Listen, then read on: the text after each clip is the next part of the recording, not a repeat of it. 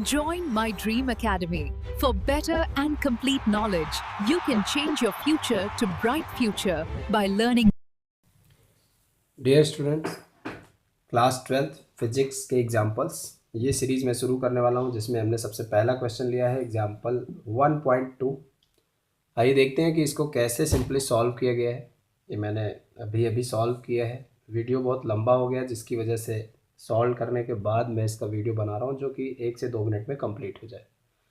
If 10⁹ electrons move out of a body to another body every second, how much time is required to get a total charge of 1 coulomb on the other body? तो यहाँ पर ये question आपका क्या कहना चाह रहा है कि एक ऑब्जेक्ट ए है, ए से बी पर अगर 10⁹ इलेक्ट्रॉन्स पर सेकेंड ट्रांसफ़र हो रहे हैं तो 1 कूलाम चार्ज या 6.25 इंटू 10⁻18 इलेक्ट्रॉन्स एक्यूमुलेट होने में कितना टाइम लगेगा।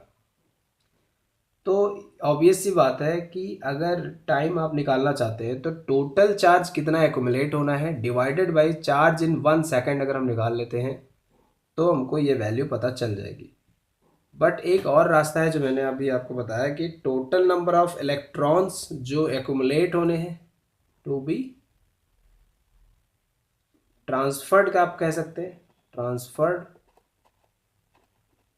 Divided by number of electrons in 1 second.